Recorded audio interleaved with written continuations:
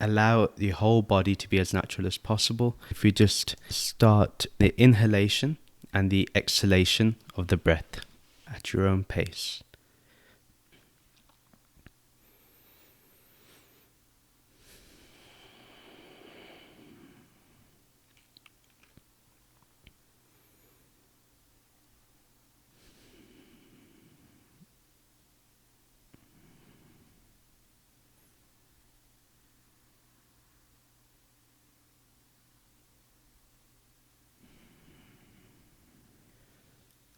Just keep inhaling and exhaling, and we'll do this for around 2 to 3 minutes, just silently.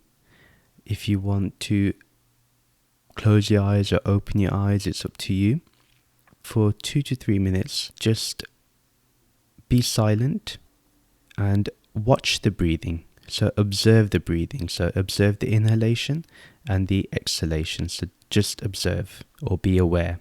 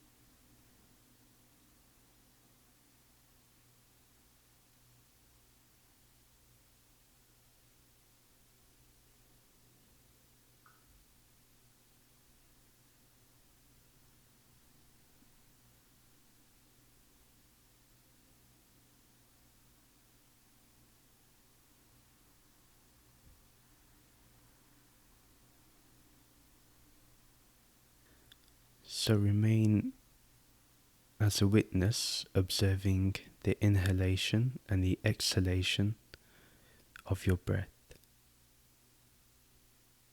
So remain aware.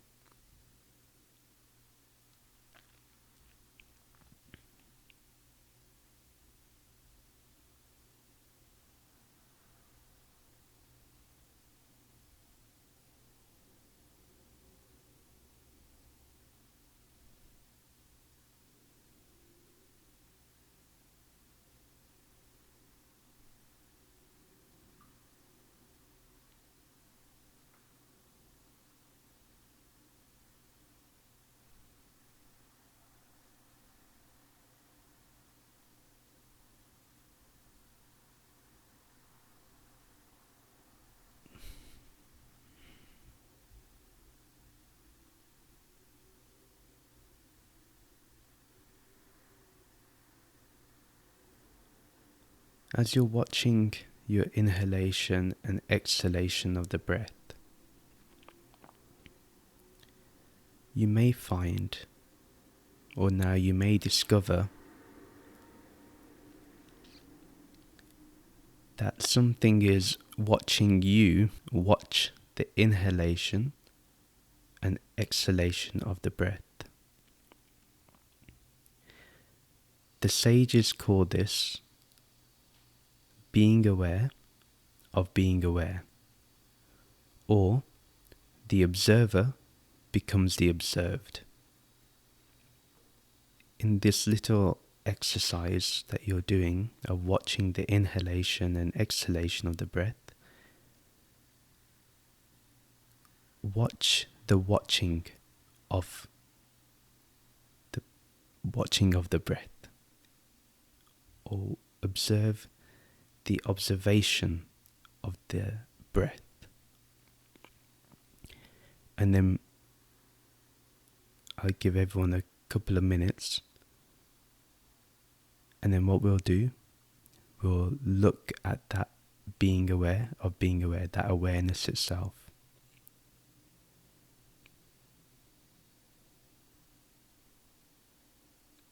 Be aware of that awareness. Be a witness to the witnessing. Be a watcher to the watching. Be an observer to the observing.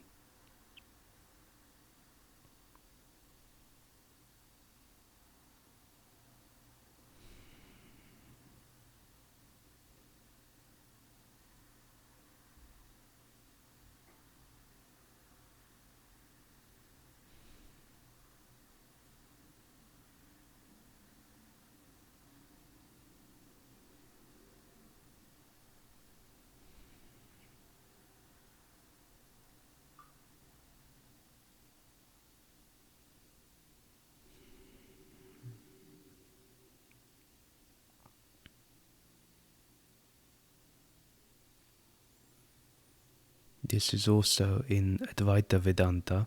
There's a very great text called Drig Drishya Vivek, which means the seer and the seen.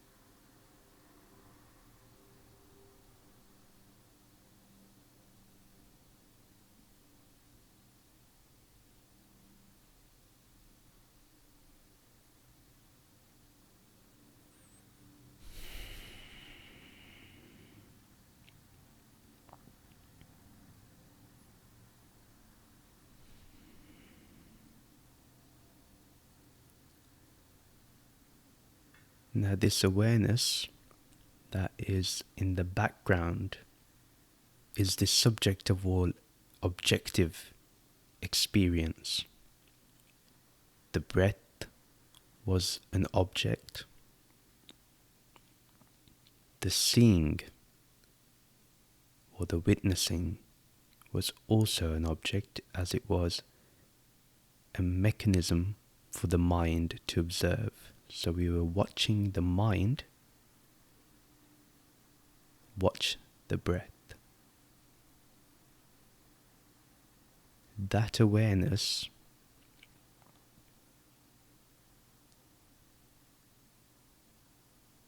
is what we may refer to as Brahman,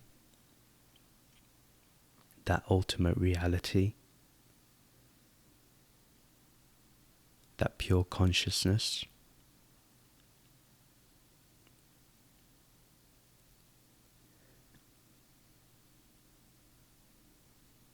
And if we've read a few of the popular texts in Advaita or in non-duality, it's what is referred to as I am.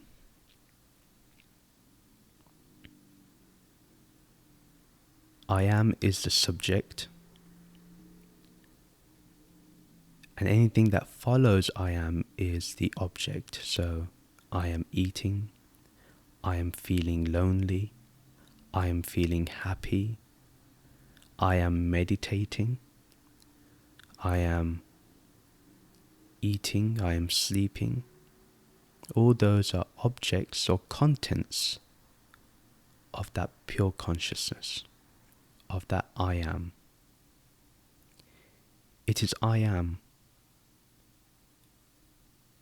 that is watching this whole play of our tiny, finite existence. This I am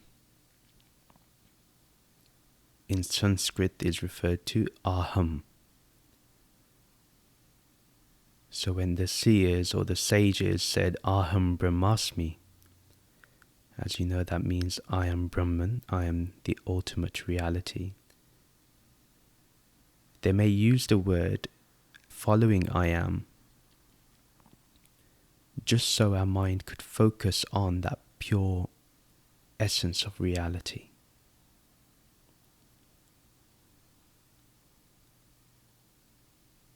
That pure consciousness. Reminding us that I am, pure consciousness, are one and the same.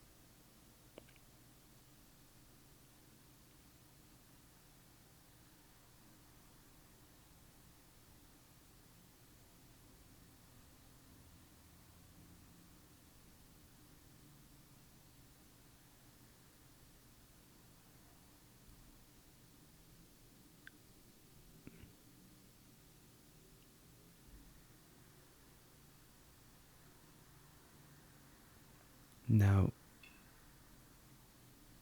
as awareness, as pure awareness, which you are, that is exactly what you are.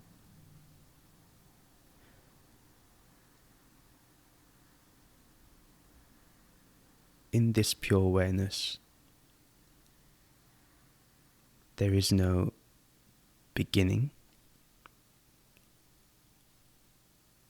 there's no end.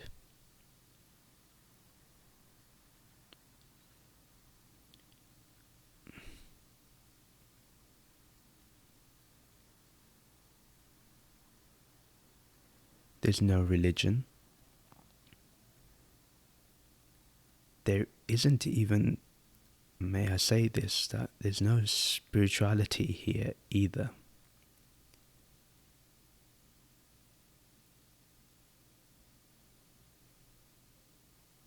Because essentially it's what we are.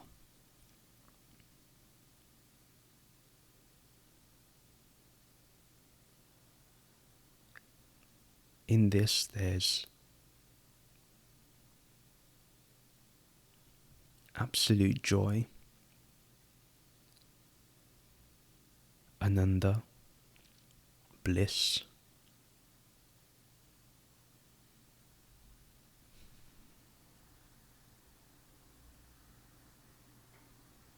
and because there's bliss, there's also peace.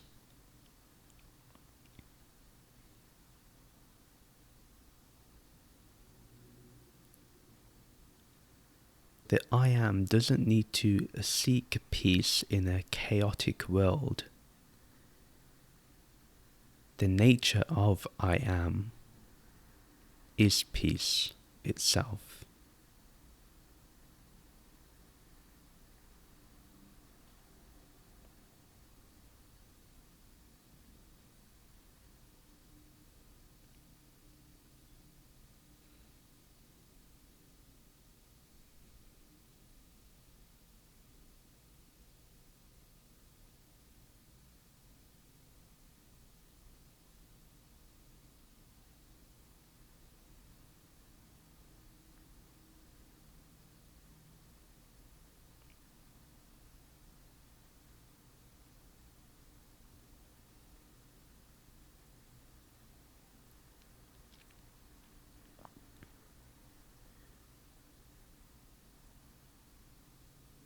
question to ponder about. And we'll ponder on this for a couple of minutes. Does this I am, this pure awareness, when you're being aware of being aware,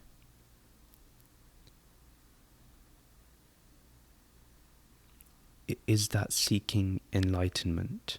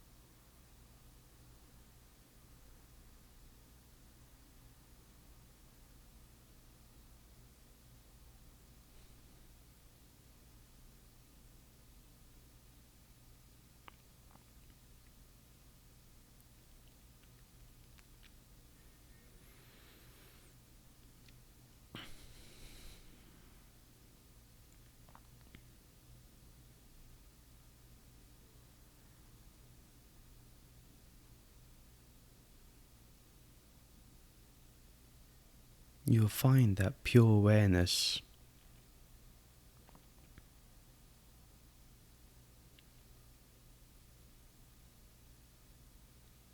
isn't seeking enlightenment, because it doesn't know what ignorance even is. The concept of ignorance doesn't exist in pure awareness.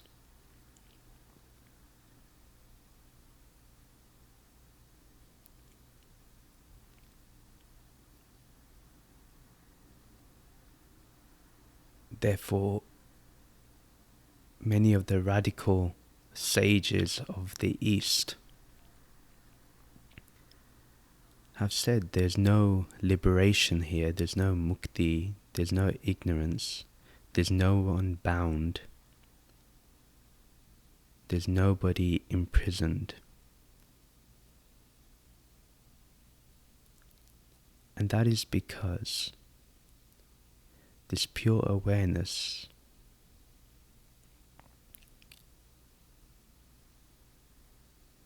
is not just our being of our personal self,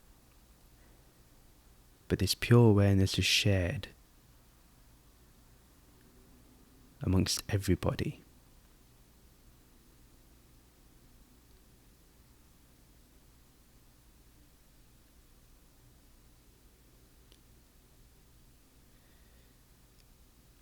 Now the question may be, well,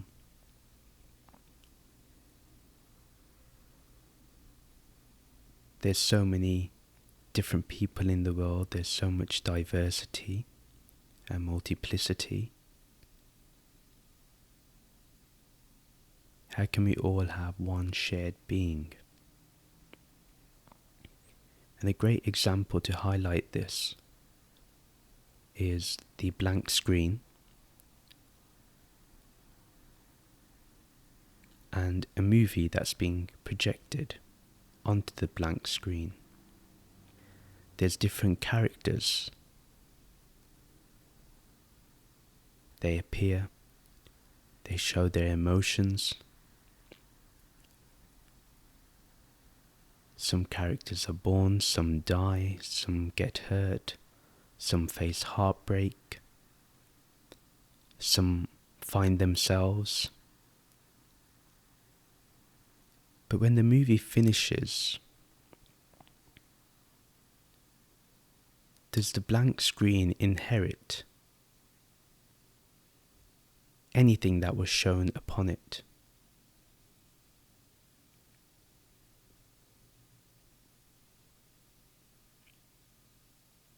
No, the blank screen remains as it is, inheriting nothing and also giving nothing.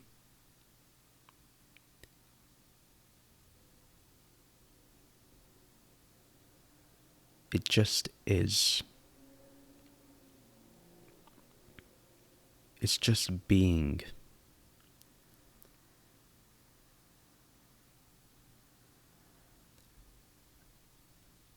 I'm reminded of Ramana Maharishi, who used to often say,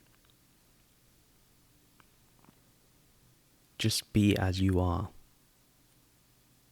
Sometimes people ask so many different questions, intellectual questions, devotional questions, questions about karma.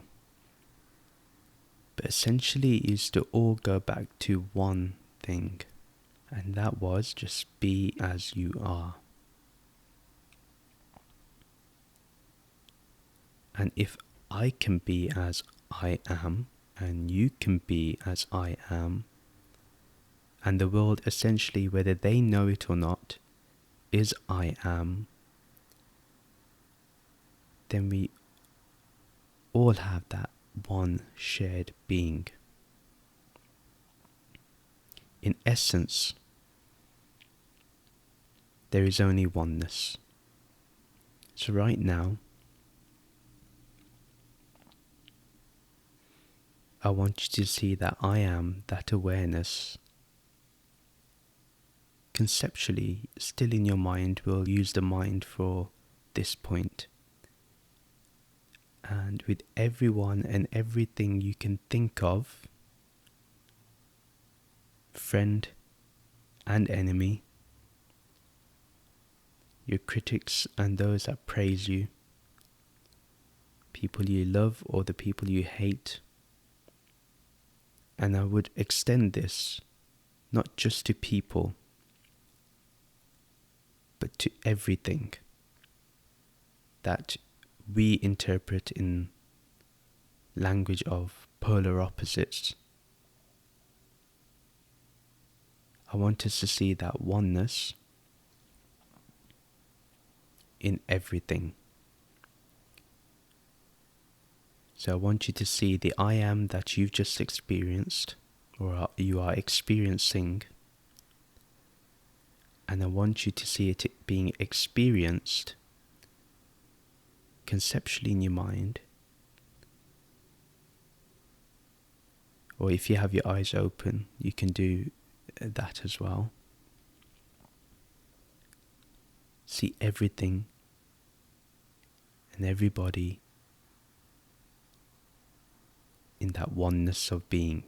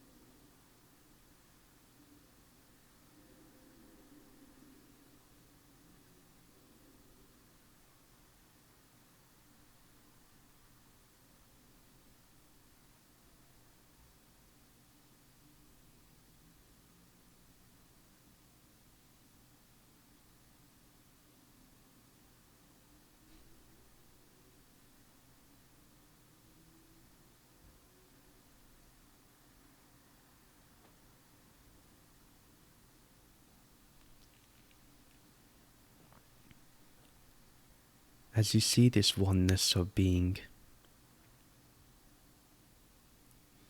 in everything,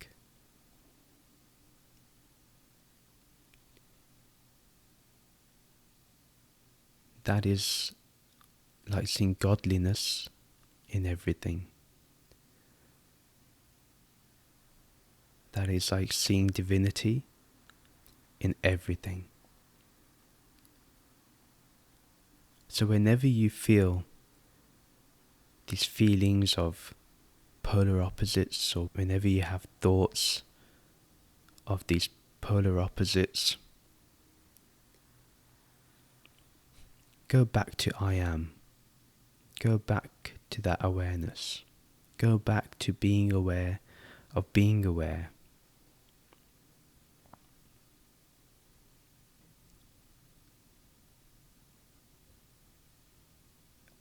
And let that decide what should happen in the moment.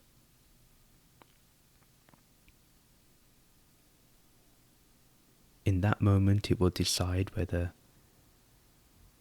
say, somebody's going through a hard time or a difficult time. You offer your compassion because the I am will feel compassion in those times. When you're with your friends,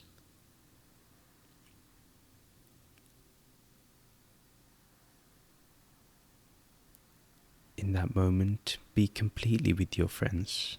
Be in the I am state. Essentially, you offer your presence.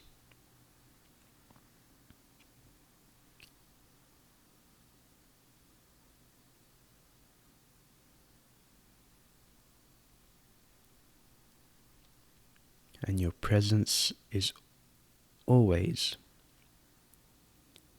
unconditionally, loving,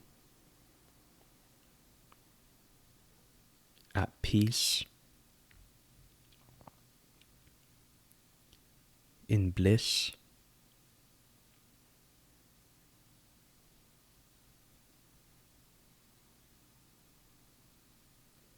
and irradiates and pervades everywhere.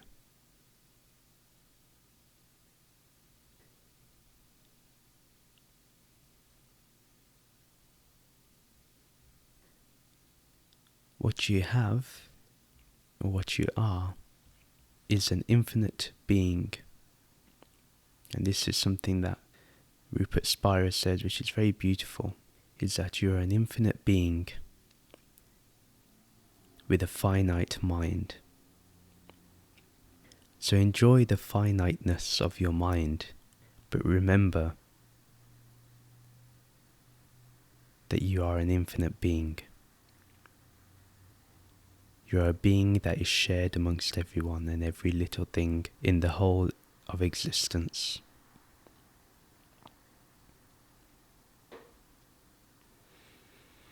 And we'll end there. You can open your eyes whenever you feel comfortable.